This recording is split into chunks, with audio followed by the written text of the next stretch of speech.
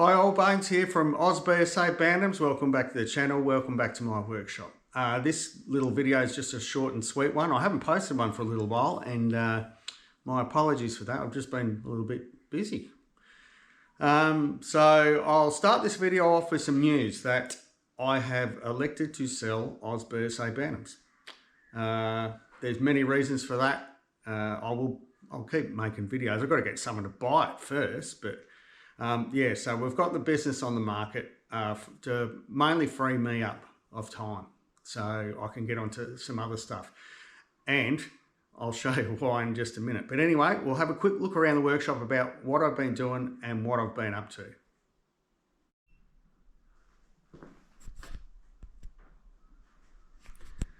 Okay, we've got this lovely D7 here. It's not an original BSA colour, but it's gorgeous, isn't it? I absolutely love it. Customer had issues with this bike jumping out of second gear. Well, it wasn't jumping out of second gear, it just simply wouldn't stay in second gear. And actually, we'll just go over here to the bench. This is his gearbox. He's coming to pick it up in a couple of hours. I don't know if you can pick that up, but look at the wear on them, on those dogs there. Shocking. Anyway, that was his gearbox. Now, I do not have a good quality gear cluster there for a D7, so I've put an earlier model one in. He doesn't intend to put the bike on the road. He just has a long, very long driveway, about 3 or 4 Ks, so that's all he wants to do, ride it up and down his driveway. But the bike looks lovely, doesn't it? Rides really well. Yeah, so he's a 6-hour drive to come and pick it up. I've got to lay some rims up. I've had some parts come in for this this customer, and I'm about to build an engine for him. He wants to build a 1949, so I'm just verifying that the cases I've got are 1949 from Tim Randall's over in the dating officer for the Bantam Club. So once we confirm that, we'll be off and racing, and that will be my last customer work, because I'm sort of taking the rest of the year off to do our Selix race bikes and a couple of other bikes to look after, and I'll also show in a sec. What else I'll be getting on to? The Jawa. So the Jawa is progressing. I've currently got the headlight lens out because I have to reroute the front brake cable. It was, the one they sent me was just a fraction long, and it just wasn't quite right. And this is a bit of a unique model, this one being the Pastoral. I had gearbox issues. So behind the clutch basket, there's a spacer. It just says a spacer in the book. It's a hardening ground washer, and I didn't have it. So a friend of mine, he measured up one that he had, but the engine's not exactly the same. So anyway, I made it to those dimensions, and it was, I don't know, it just didn't sound right. So I ended up, when we had the rally here the other week, I'm just looking for it if it's still here. No. A friend bought an engine, an old scrubby engine the same as this, and said, oh look, you can have it, you know, someone was going to throw it out. So I pulled it apart and I got that little washer out, and the washer I'd made was 0.3 of a millimetre, just too big, so it was just slightly loading up the bearing. So I put this other one in, good as gold. So the only other things I've got to do to get the Jawa on the road, I've got to change the rear sprocket. It's too small. It had and I didn't realise this, it had a sprocket that was actually 10 teeth bigger.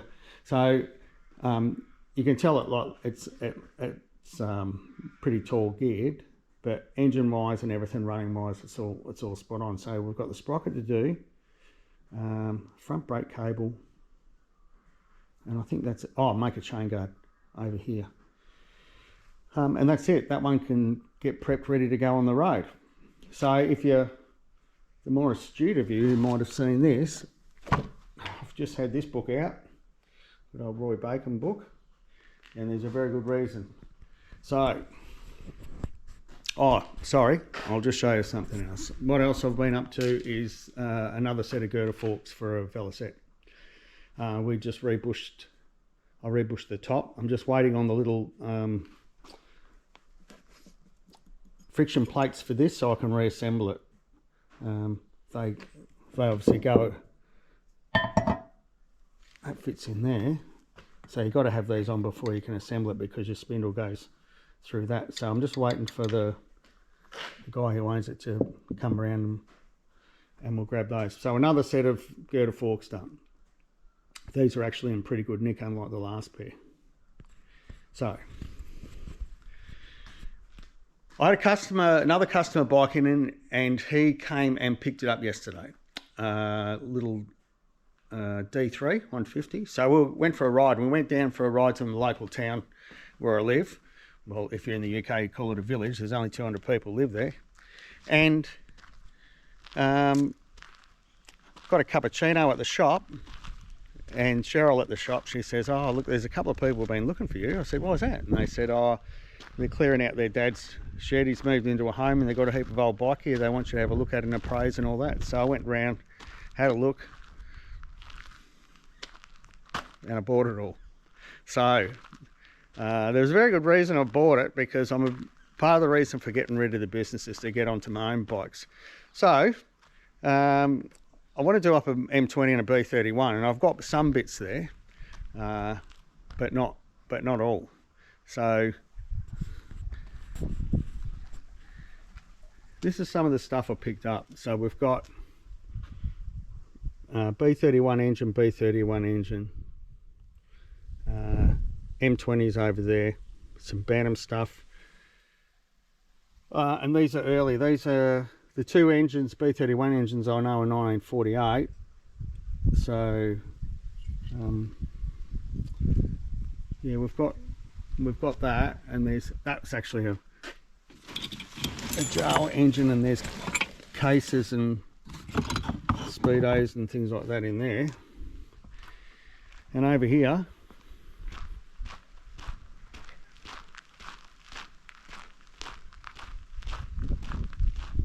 is the rest of it. So M20 frame, B31 rigid frame down there, M20 girder forks down underneath, a bit of Bantam stuff, a lot of BSA wheels, Bantam frame, Bantam engine or cases and gearbox. There's, you won't be able to see them, but there's 4 gearboxes that are complete in there as well. And yeah, and a heap of wheels. So I have to start getting a bit more organised. I've already got, as I said, M20 and B31 stuff down in my front shed, and it's time to get organised, really organised with all this stuff. So that's why it's been left in the trailer and left in the back of the car. So that way I can actually sort things out. So yeah, not a bad haul for what I paid. I'll put it into context. So I didn't have a set of girder forks from an M20, and I was looking at a pair on eBay,